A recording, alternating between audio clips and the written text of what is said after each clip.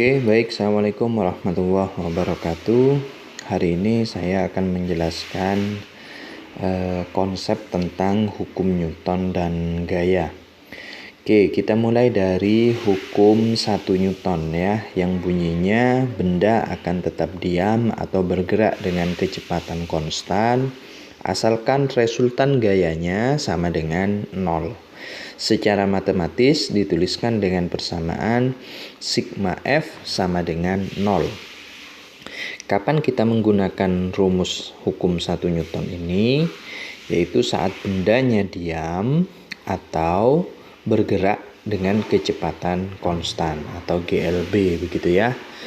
Oke, yang kedua, hukum 2 Newton di sini dituliskan dengan persamaan matematis sigma F sama dengan M kali A ya. Nah, kapan gunakan persamaan ini? Saat bendanya bergerak dengan percepatan konstan. Jadi ada percepatannya ya.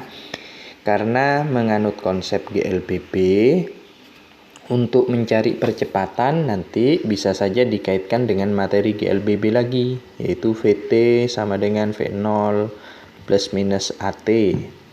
Kemudian S sama dengan V0T plus minus setengah AT kuadrat.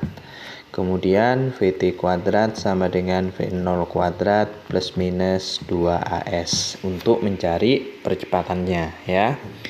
Terus hukum 3 Newton. Setiap gaya aksi pasti ada gaya reaksi yang syaratnya dua gaya tersebut dikatakan pasangan aksi reaksi jika besarnya sama, arahnya berlawanan, kemudian jangan lupa yang ketiga tidak bekerja pada benda yang sama. Maksudnya gimana? Contoh, misalkan saya punya sebuah bola, lalu sama kalian ditendang, begitu ya. Nah, maka gaya tendangan saya itu bekerja pada bola. Saya tulis gaya pada bola oleh kaki. Reaksinya tidak boleh bekerja pada bola lagi, tapi reaksinya bekerja pada kaki.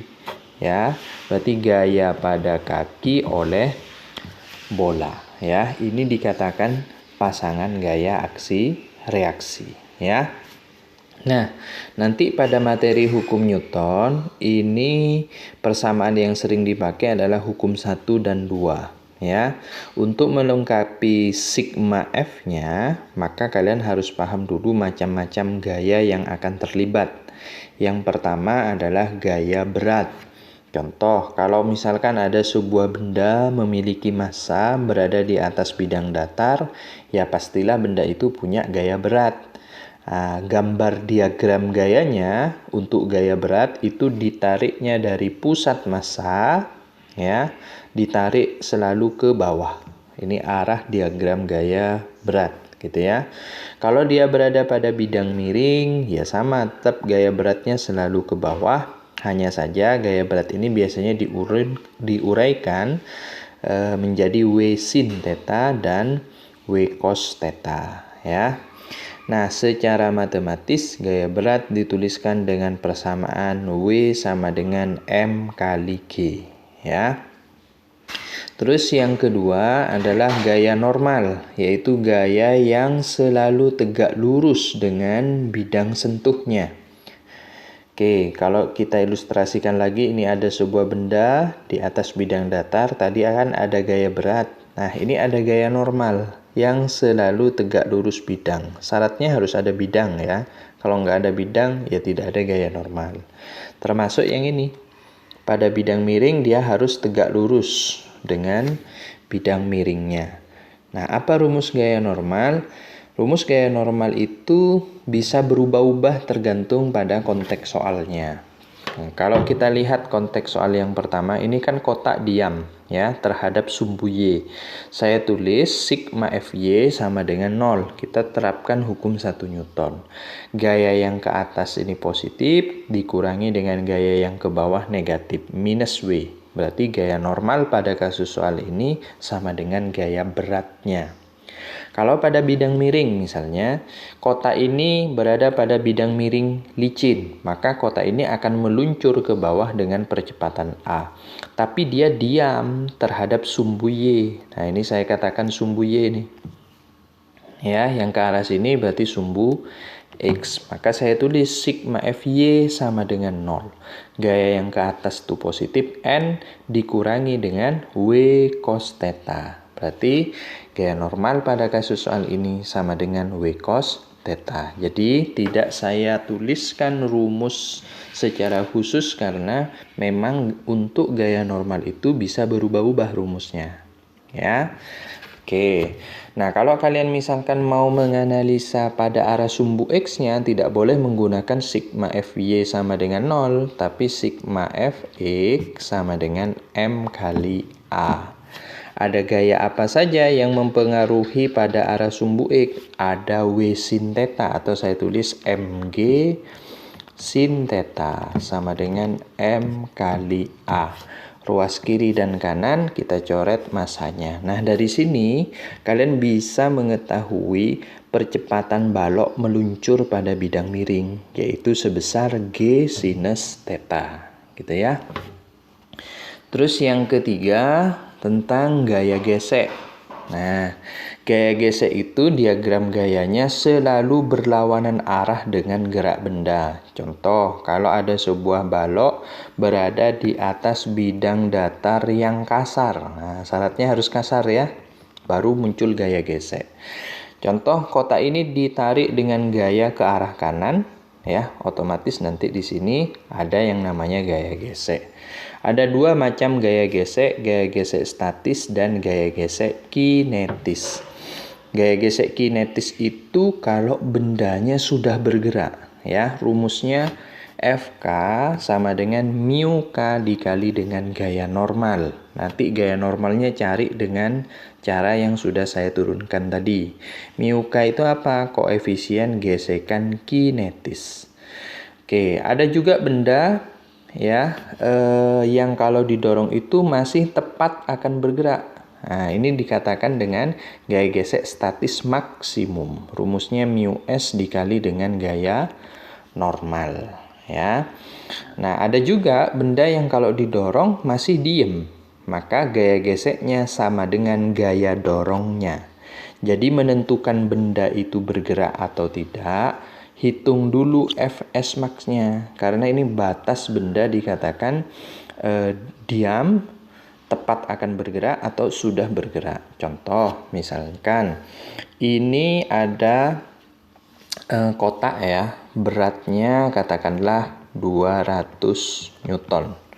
Sementara koefisien gesekannya itu mu S katakanlah 0,1, mu K, saya buat 0,2 aja ya, mu K-nya 0,1 ya. Nah, pertanyaannya apakah benda ini bergerak atau diam kalau didorong dengan gaya 50? Nah, maka kamu harus hitung dulu Fs max, yang rumusnya mu S dikali dengan gaya normal. Mu S-nya berapa? 0,2. Gaya normalnya ingat pada bidang datang tadi gaya normal sama dengan gaya beratnya. Berarti dikali 200 dapat berapa? 40. Lihat di sini. Karena bendanya didorong dengan gaya 50 sementara Fs max-nya 40, maka benda dikatakan sudah bergerak. Kalau sudah bergerak, maka gaya gesek yang dipakai adalah gaya gesek kinetis, ya.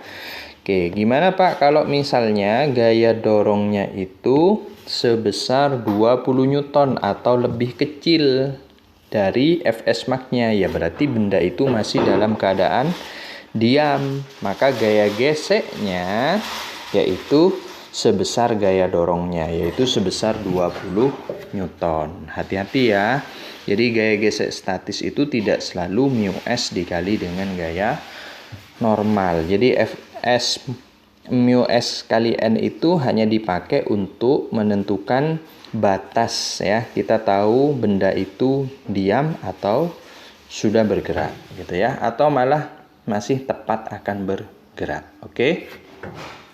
Terus yang keempat adalah gaya tegang tali. Contoh, kalau saya punya sebuah kotak dihubungkan dengan tali terus diikat di atap dinding di sini. Di sini ada gaya apa saja? Satu, ada gaya berat, kemudian ke arah atas ini ada gaya tegang tali. Oke, kondisinya balok ini diam, berarti sigma Fy sama dengan 0. Oke, gaya yang ke atas positif T ya, gaya yang ke bawah di sini minus ya, minus W sama dengan 0. Berarti gaya tegang talinya sama dengan gaya beratnya.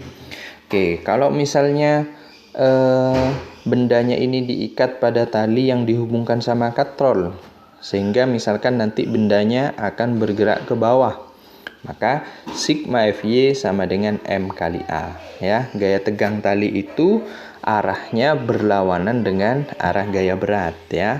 Jadi gaya yang searah percepatan sekarang bertanda positif. Gaya yang berlawanan itu negatif. Jadi W min T sama dengan MA. Berarti T sama dengan MA-nya pindah ruas ya. Lalu W ini kita uraikan menjadi M kali G. Maka tegangan talinya MG minus MA. Oke? Paham ya?